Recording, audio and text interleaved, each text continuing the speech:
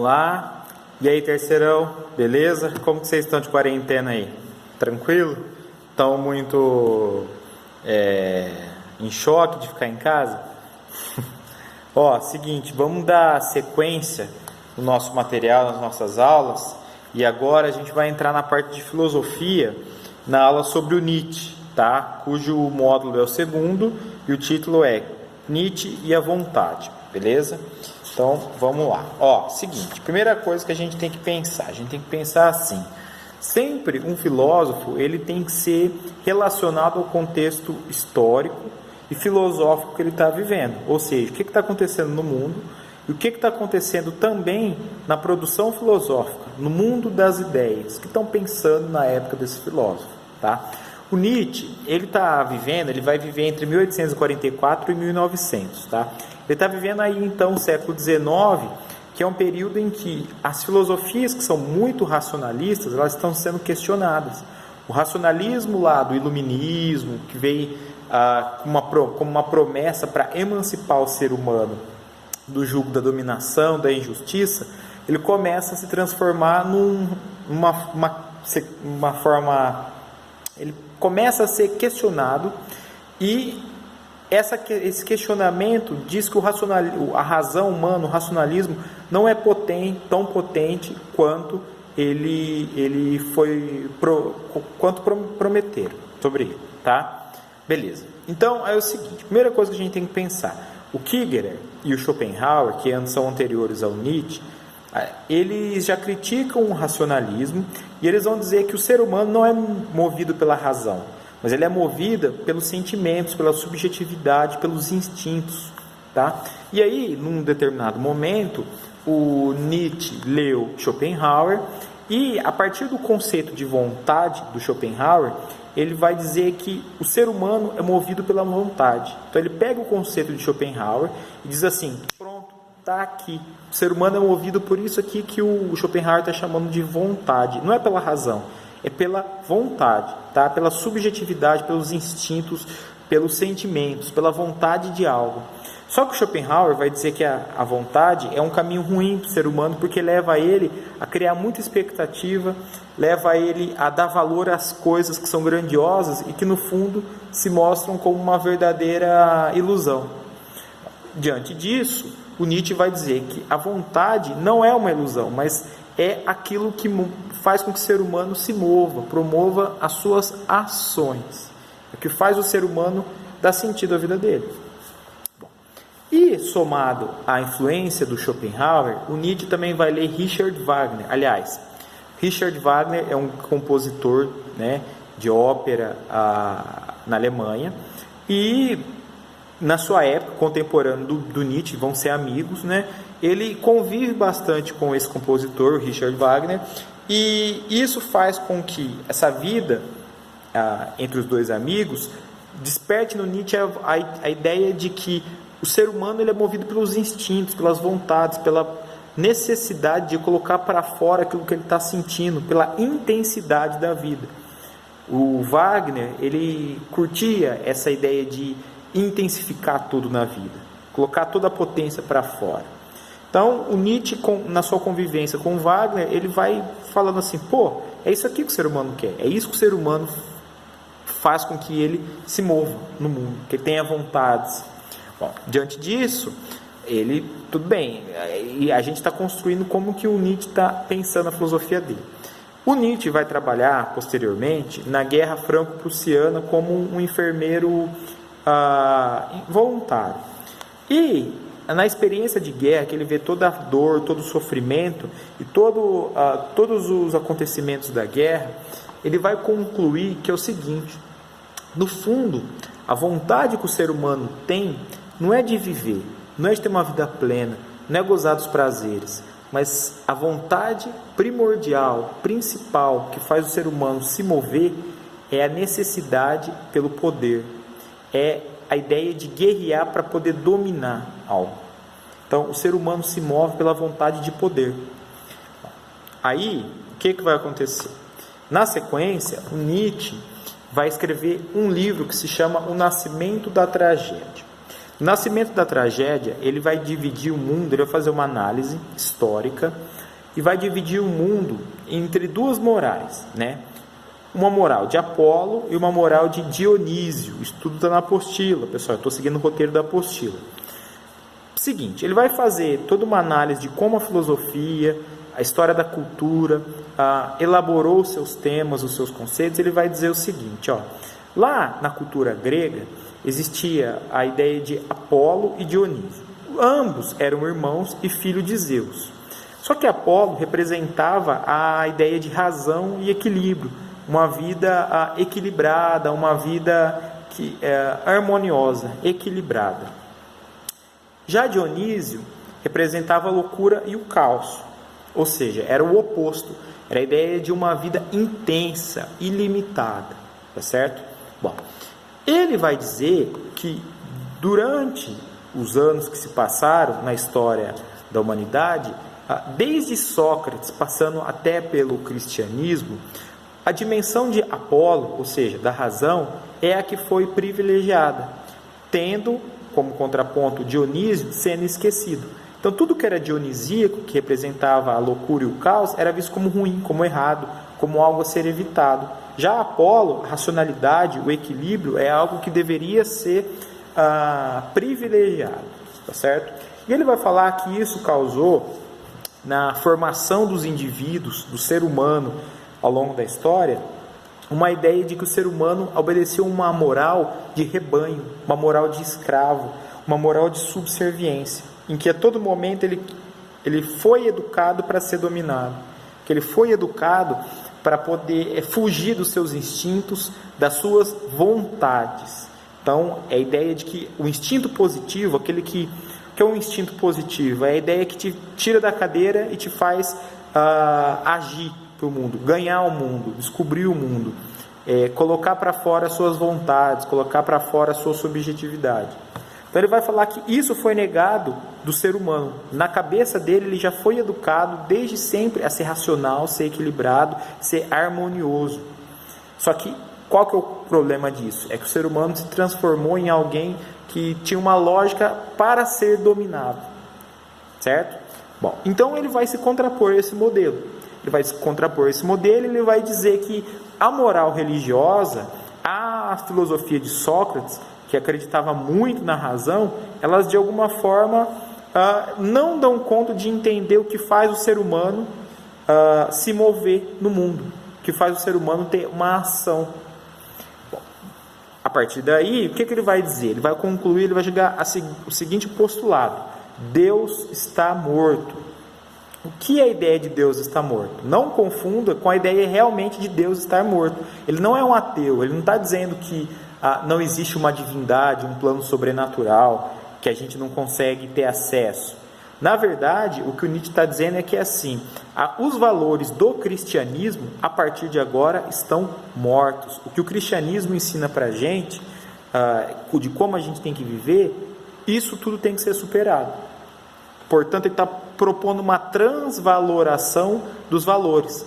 Ele quer matar o tradicionalismo e está querendo colocar do lado, na frente, em seu lugar, uma ideia de que as pessoas têm que obedecer a uma moral dionisíaca, certo? Bom, então, beleza. Depois de um outro momento, numa outra obra que ele escreve que se chama A Gaia Ciência, o Nietzsche ele vai propor um conceito que é bastante interessante, bastante importante. Se chama eterno retorno. O que é a ideia de eterno retorno, né? O Nietzsche, em determinado momento da vida dele, numa das caminhadas que ele faz por bosques, ele vai ver uma pedra angular na sua frente, no fundo um lago. Ele para, analisa aquela pedra, reflete sobre tudo que ele escreveu e propõe esse conceito, eterno retorno. Ele vai dizer assim, e se amanhã ou depois um demônio, uma força, aparecesse na sua frente e essa força fizesse com que você se perguntasse, né? Essa força dissesse o seguinte: tudo que você viveu até agora valeu a pena? Você ia se questionar. E aí ele ia propor: e se a partir de agora, de tudo que você viveu, você estivesse condenado a viver mais e mais tudo aquilo que você já viveu? Ou seja, a sua vida vai ser uma completa repetição, nunca vai ter nada de novo, você só vai reviver tudo aquilo que você já viveu. Essa é a questão que ele coloca. Bom, é claro que ele não está falando que um demônio vai aparecer na sua frente, mas hipoteticamente ele coloca: e se um demônio dissesse que sua vida fosse uma vida que sempre vai se repetir? Você ficaria contente ou infeliz? Por quê? Contente se você tivesse uma vida feliz, uma vida que valeu a pena até aquele exato momento, uma vida que você poderia plenamente, calmamente, tranquilamente viver de novo, porque foi uma vida boa. Ou você ficaria infeliz, porque, nossa, deixei de fazer tanta coisa na minha vida e agora eu não tenho mais tempo para isso. É uma questão que ele coloca para a gente pensar. Bom, e aí ele vai dizer o seguinte: quando a gente pensa na ideia de eterno retorno, esse conceito ele é importante para a gente pensar o seguinte: se amanhã ou depois a gente soubesse que a gente não vai mais viver, a nossa vida valeu a pena até aqui. Por exemplo, a morte não pode ser um instante de vida. Se eu descubro que eu tenho uma doença terminal que pode me matar daqui a 3 meses, isso pode fazer com que eu queira viver mais e mais esses 3 meses para aproveitar o resto da minha vida. Ou pode me jogar numa cama, numa depressão e falar assim: pronto, acabou, poderia morrer hoje já e não esperar os 3 meses. Então o Nietzsche, com esse conselho, ele está falando assim: será que a nossa vida até agora valeu a pena? É uma questão que não tem resposta. Na verdade, é uma pergunta para a gente ficar na cabeça, tipo assim, pensando nela muitos momentos da nossa vida. Essa ideia de eterno retorno, então, serve para a gente pensar assim: será que a gente está sendo muito Apolo e pouco Dionísio? Eu acho que isso é o que ele quer no fundo, certo? Bom, e aí, na sequência, em um livro que se chama Assim Falou Zaratustra, ele vai desenvolver um outro conceito que se chama conceito de super-homem. Tá? O que é o conceito de super-homem, pessoal? Ele vai dizer que o super-homem ele é algo onde a gente tem que alcançar. Então, por exemplo, ele vai falar assim: o ser humano está no meio, está entre o macaco, ou seja, o animal, e o super-homem, o indivíduo que alcança a moral dionisíaca, a forma de viver dionisíaca, e que é aquilo que a gente tem que alcançar. Então, o ser humano está bem no meio. Nossa finalidade, nosso progresso é atingir uma vida e se transformar num ser humano, num super-homem. Perdão. E aí ele vai colocar o seguinte: para a gente se transformar em super-homem, a gente tem que negar toda a tradição, toda a moral, todos os valores que são cristãos, que são religiosos, porque esses valores mais aprisionam o ser humano do que liberta ele para viver, mais dota ele de culpa do que liberta ele para realizar a sua potência de vida, para realizar a sua vontade. Isso é altamente assim estimulador. Isso no Nietzsche é algo que potencializa a gente a pensar várias coisas, dá vontade de viver para muitos, para alguns pode ser que dê depressão, sei lá. Mas aí o que ele vai colocar? Ele vai dizer assim: para você se transformar num ser humano, você tem que negar toda a moral religiosa que te aprisiona e assumir toda a responsabilidade de um mundo sem Deus. Deus, a partir de agora, não vai mais moldar o que a gente tem ou o que não tem que fazer. Quem define o que você tem que fazer ou não é você mesmo. Não é a moral religiosa, não é a ideia de um Deus controlando a sua vida e que você a todo momento tem que fugir dos pecados. Você é responsável por a sua vida, tanto para a felicidade quanto para a infelicidade. Diante disso, ele classifica em 3 fases a história da civilização. Ele coloca a primeira fase, é a fase do dever. O que é a fase do dever? É a fase que a moral e os valores religiosos se impõem a nós e nós obedecemos a eles. A gente segue o que eles querem. Num segundo momento, é a fase do querer. Ou seja, eu tenho vontade de transgredir a vida que eu tenho vontade de fazer algumas coisas que talvez eu nunca tenha feito, de praticar alguns atos, e que eu tenho que correr atrás deles. E só, por fim, o domínio do ser, que é que eu vou conquistar aquilo que eu fui atrás, que eu tive como objetivo. Então, quer dizer o seguinte, para o Nietzsche, o domínio do querer e do ser são o dos senhores, uma moral dionisíaca, uma moral que não faz com que nós estejamos sendo dominados, enquanto o domínio do dever é uma lógica dos dominados, é uma lógica dos escravos, tá certo? Bom, isso tudo, pessoal, está na apostila, relembrando, tá? Eu estou correndo assim, mas o roteiro que eu estou seguindo aqui é um resumo que eu fiz da apostila, tá?